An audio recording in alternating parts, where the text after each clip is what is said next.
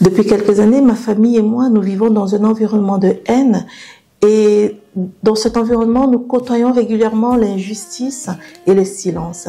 Si aujourd'hui je suis ici, c'est non seulement pour partager mon combat, mais aussi et surtout pour vous montrer comment moi, jusqu'à présent, j'arrive à tenir en transformant cet environnement d'hostilité, cet environnement de haine, on va dire en quelque chose de tenable, quelque chose de potable, quelque chose dans lequel on peut survivre au travers de la déco, mais aussi au travers des réseaux sociaux.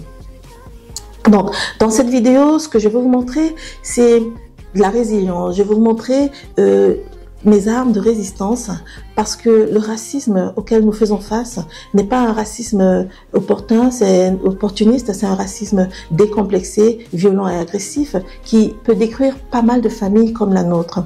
J'espère que cette vidéo va vous inspirer, vous donner des idées sur ce qu'est le racisme et sur l'impact que ça peut avoir dans la vie, mais aussi comment surmonter ces choses-là ou comment essayer de tenir face à des phénomènes comme cela. Si vous arrivez sur ma chaîne pour la première fois, je suis Carola Maurice. N'hésitez pas à vous inscrire, à commenter, à partager, à vous abonner. Et je vous dis à très vite, c'est parti. Bien, depuis 4 ans, ma famille et moi, nous sommes donc victimes de racisme de la part d'un couple de voisins. 4 ans, comme j'ai l'habitude de le dire, c'est pas 4 heures, c'est pas 4 jours, c'est pas 4 semaines. C'est 4 années de toute une vie. Et ce racisme, dès le début, depuis toujours, c'est des insultes au quotidien. Jusqu'à présent encore, c'est des insultes, c'est des cris de gorille dans le jardin quand on passe. C'est du harcèlement, c'est de la calomnie.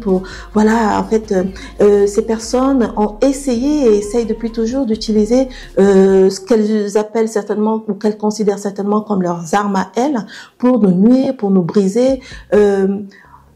Je pense que la stratégie, par exemple, si je prends un exemple d'isolement, a été, voilà, de calomnie, ou la stratégie de calomnie a été de nous isoler, voilà, de nous isoler, de montrer que, voilà, les Noirs sont ce qu'on dit qu'ils sont sales, voilà, si on peut dire ça, je prends un exemple, sont bruyants, sont ceci, sont cela, parce que nous sommes en France et que ici il y a des préjugés, des a priori qui ont la peau dure, malheureusement, mais en fait, cette stratégie en fait avait pour but malsain simplement de nous isoler, parce que ces gens agissent un peu comme, selon moi, hein, comme des pervers narcissiques, voilà, tout simplement. Et ils ont des stratégies bien à eux, et ces gens ont des stratégies bien à eux. Mais voilà, nous, dans notre cas, oui, au début, ça a été vraiment violent parce que on ne s'attend pas à ça et ça vous tombe comme ça de plein fouet parce que ça fait des années que je vis ici en France, j'ai jamais vécu ça, non, cette violence-là, et surtout quand c'est dans votre maison, c'est violent, et surtout quand c'est de la violence gratuite, quand c'est du harcèlement et du racisme de manière gratuite. Voilà, vous n'avez rien fait, vous n'avez rien à vous reprocher, et simplement à cause de la couleur de votre peau, on veut vous faire savoir que vous n'êtes pas à votre place. Donc, ça a été très difficile et c'est pas facile. On navigue encore là-dedans entre le fait d'obtenir justice non plus, qui n'est pas évident, parce que aussi, voilà, la justice, voilà, n'avance pas au rythme qu'on voudrait, ne se bouge pas là où on l'attendrait, même si le racisme est un délit et que c'est inscrit dans la loi pénale. Voilà, malheureusement, les choses ne se passent pas comme on attend toujours, mais on est encore là-dedans. Et c'est dans ce contexte-là que moi, j'ai utilisé, ou j'ai essayé de m'accrocher jusqu'à présent à tout ce que je pouvais trouver, la foi notamment, mais aussi à la déco, parce que c'est mon métier, c'est ma passion, et c'est du beau. Ça ramène un peu de beauté dans ma vie, un peu de lumière dans cette obscurité. Et avec ça, depuis quelques mois, j'ai décidé, au moment où, si vous voulez, à un moment, je suis arrivée à un point où j'allais exploser. C'était soit je me jetais sous les roues d'une voiture, voilà, soit quelque chose se passait, voilà, je sais pas quoi. Mais et à ce moment-là, je me souviens, j'étais dans ma boutique, j'ai ressenti comme une boule dans le ventre, et il fallait que quelque chose se passe, il fallait que je parle. J'en pouvais plus parce que pendant 4 ans, j'avais gardé le silence, et parce que c'est pendant ces 4 années-là, je sais pas pourquoi, mais c'est moi qui ressentais de la honte. je peux pas vous expliquer pourquoi, mais on m'a dit parce que c'est un peu comme une victime de viol qui se sent elle coupable ou non, qui ressent de la honte sans savoir pourquoi. Bref, c'est à peu près comme ça que ça s'est passé. C'est moi qui ressentais de la honte et donc j'en parlais pas. J'avais même arrêté avec les réseaux sociaux pendant plus de 3 ans, voilà. Et donc ce jour-là, dans ma boutique, j'ai pris ma caméra et j'ai parlé, voilà, tout simplement. Et à partir de ce jour-là, pour moi, en tout cas, les choses ont changé parce que on n'était plus seuls à porter ça. Le monde entier savait, pouvait savoir, en tout cas.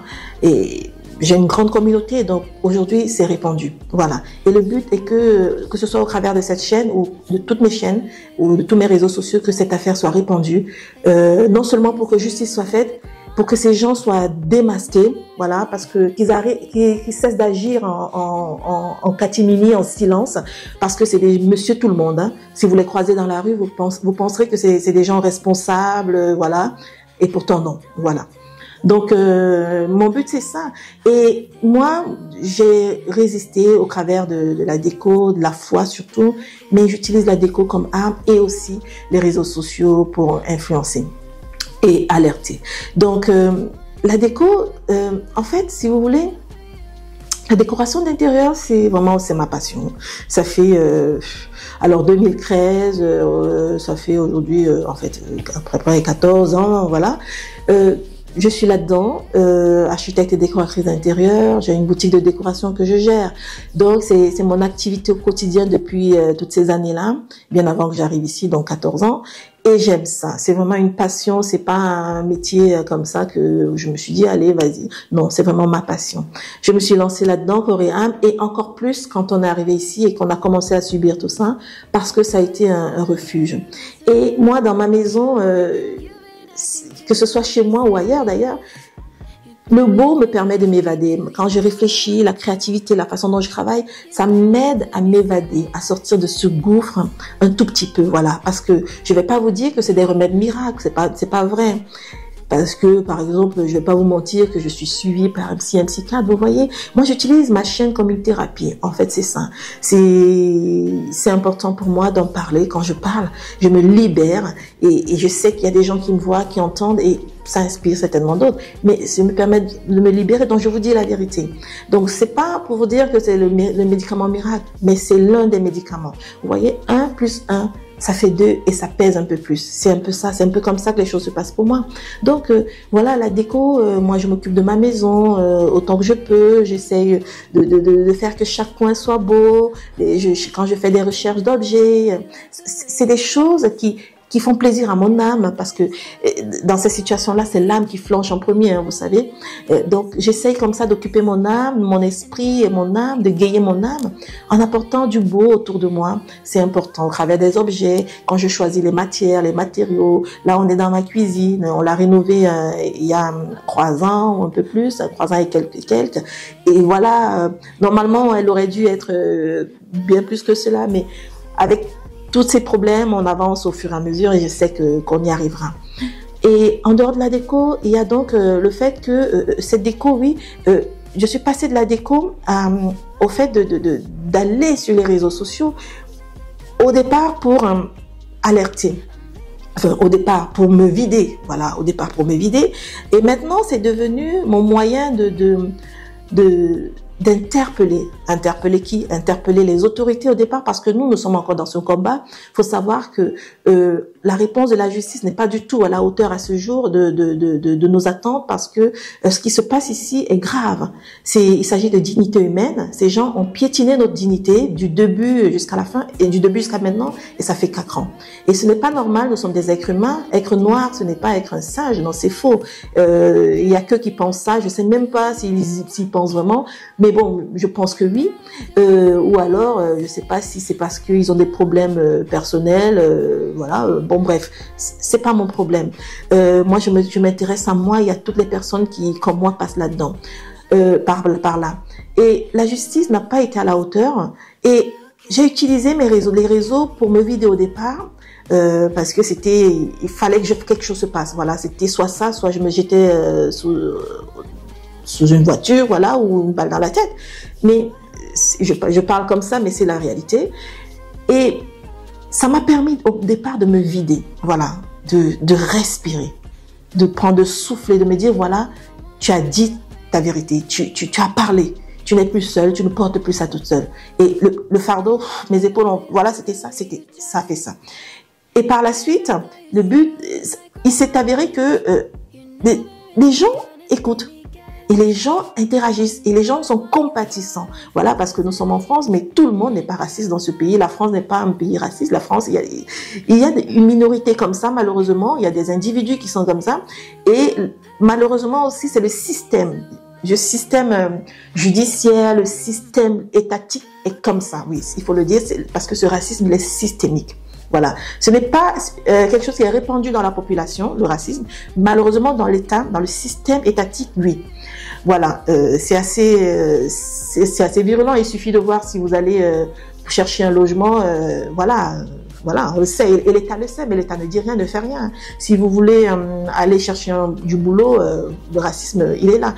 Et encore pire, si vous achetez une maison, vous vivez normalement, on veut vous faire savoir que vous n'êtes pas chez vous et on vous pourrit la vie et l'État ne fait rien. Voilà. Donc, c'est devenu aussi ma manière à moi d'influencer sur les réseaux sociaux.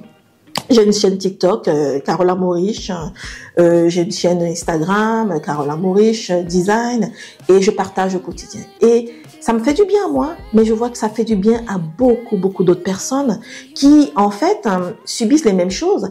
Et les gens me disent, en fait, j'ai des retours de gens non seulement qui me soutiennent, qui me disent, tu n'es pas seul, on te soutient, mais aussi des gens qui sont surpris, en fait, que ça existe encore. Vous voyez, il y a beaucoup de personnes, bon, après, je vous l'avoue, c'est pas des personnes noires qui sont surprises, c'est en général des personnes de couleur blanche, parce que on peut pas leur en vouloir de ne pas être dans notre peau, donc elles peuvent pas subir ces choses-là. Nous, on est dans cette peau, du coup, on subit le racisme au quotidien. Donc pour elles, c'est comme si elles découvraient. Mais oui, le racisme existe encore en 2025. Et il est encore aussi virulent. Il y a encore des personnes d'un autre temps, si on veut dire, du temps de l'esclavage, des petits-fils de colons qui apparemment sont nostalgiques de cette époque et des œuvres de leurs arrière ou de leurs ancêtres. Voilà. Et nous, on en a deux en dessous.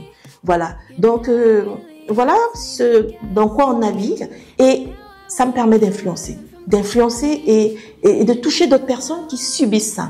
Des Noirs qui subissent ça, encore ici en France, m'écrivent. Et il y a des gens qui me disent carrément, nous on est partis. On est partis. Mais partis parce qu'on leur a fait comprendre qu'ils n'étaient pas à leur place. Mais le monde appartient à tout le monde pourtant. Le monde appartient à qui? Qui a décidé de la place où un noir devrait s'installer et s'asseoir. Pourtant, dans le monde entier, il y a des blancs. Vous voyez, c'est des choses qu'il ne faudrait pas accepter. Et moi, j'ai décidé de ne pas accepter. Alors, à ma manière et à mon rythme, parce que, comme je vous le dis, ma santé, oui, on a pris un coup. Mais pour autant, est-ce que je devrais baisser les bras? Je ne peux pas. Parce que souvent aussi, on me dit, il faudrait partir pour ta santé, la santé de tes enfants, le bien-être de tes enfants. Mais moi, je pense à mes enfants plus qu'à tout le monde. C'est moi qui les ai accouchés. Personne ne peut les aimer mieux que moi. Et rien ne peut venir, comment je vais dire, il n'y a aucun ego en moi qui pourrait venir mettre mon désir personnel devant celui de mes enfants. Je ne reste pas dans cette maison parce que ou alors je ne me bats pas parce que c'est un plaisir. Ah non, je n'aurais jamais voulu passer par là. Je ne souhaite cela à personne. Mais je me bats justement pour ces enfants-là parce que c'est des enfants noirs. Et s'ils fuient ici, qui vous dit que demain ils ne rencontreront pas d'autres? Et pourquoi je vais leur apprendre à fuir? Non, c'est à ceux qui ne sont pas contents de nous voir là de partir, pas à eux de partir, pas à nous de partir. Donc à un moment donné, c'est aussi peut-être question de caractère. Mais pour moi, c'est devenu même question de survie. Ma survie à moi, c'est de me battre, de faire éclater la justice, d'obtenir justice. Parce qu'il y a un délit qui a été commis, il y a des délits qui sont commis dans cette maison tous les jours et la justice doit passer et faire son travail. Donc on ne baissera pas les bras et j'utilise justement ces réseaux sociaux pour alerter aussi. Donc pour me vider, pour influencer, mais pour alerter les autorités, notamment le procureur de la République de Grâce, mais aussi alerter toutes les autorités de la ville, le maire et toutes les personnes, bien sûr, qui étaient déjà au courant depuis longtemps, mais qui n'ont rien fait. Mais alerter toutes ces autorités dans ce pays et dans le monde entier. Et croyez-moi, mon combat, je ne le prends pas comme seulement mon combat ou le combat de ma famille. Il est bien plus large que ça. Et il ne s'arrêtera pas ici. Je vous garantis que, avec ou sans une bonne santé, j'irai plus loin que ça. je ferai entendre ma voix et la voix des gens comme moi partout dans le monde. Je ne m'arrêterai pas là. En fait, j'ai l'impression tous les jours que, en voulant me réduire au silence, en voulant nous détruire, je fleuris, voilà, d'une manière ou d'une autre. Et c'est comme ça que j'ai choisi, moi, de fleurir. Je m'accroche comme je peux. Et en conclusion, si je peux dire quelque chose, c'est, voilà comment, moi, je fais éclore la beauté dans cette obscurité, la lumière dans ce noir. C'est important pour moi. Et j'espère que si vous aussi, vous passez par des épreuves, c'est pas forcément du racisme, ça peut être autre chose, la maladie, autre chose. Baisser les bras n'est pas toujours la première option. Fuir n'est pas toujours la première option. Essayez d'analyser et d'étudier toutes les options possibles. Il y a toujours autre chose à faire que de baisser les bras, que de fuir devant des agresseurs. Je sais que c'est pas facile pour tout le monde, ce n'est pas facile pour moi. Je vous l'ai dit, je suis suivie par un psychiatre. Donc, c'est pas de la rigolade. Mais j'utilise cette chaîne comme ma thérapie aussi. J'en ai besoin. Franchement, là, je vous dis, j'ai besoin de parler. J'ai besoin de communiquer. Et ça me fait plaisir. Et surtout que je sais que ça peut impacter d'autres vies. Voilà. Accrochez-vous à quelque chose. Utilisez toutes les armes que vous avez. Il n'y a pas que les armes en fusil. Il n'y a pas que le fusil à un couteau. Non, les armes, ça peut être quelque chose de très sain, quelque chose de très beau, mais qui permettent à votre âme de continuer à vivre, qui vont vous permettre de fleurir, de vous accrocher, de combattre, de lutter face à n'importe quelle épreuve. Et surtout, si vous avez en face de vous des agresseurs, l'agresseur, ça peut être des personnes physiques, mais ça peut aussi être un virus, hein, c'est important de savoir. Eh ben, il faut pas fuir. Accrochez-vous. Et le temps nous dira. Voilà. C'est ça, en fait. Le temps nous dira, c'est pas, comme mon chéri et moi, on a l'habitude de dire, c'est pas une course de vitesse, c'est de la résistance. Voilà. Je le dis parce que j'ai fait beaucoup de sport beaucoup plus jeune et notamment la résistance. Bref. J'espère que cette vidéo vous a inspiré. N'hésitez pas à me le dire dans les commentaires. Partagez. Abonnez-vous ici sur TikTok, Instagram. Laissez-moi vos commentaires, un avis. D'ailleurs, dites-moi comment vous faites vous pour tenir, pour avancer face aux épreuves. J'aimerais beaucoup savoir. Si vous avez des conseils, je prendrai. Dites-moi tout ça dans les commentaires. Voilà, à très vite. C'était Carole dans le journal d'une femme noire. Ciao, ciao.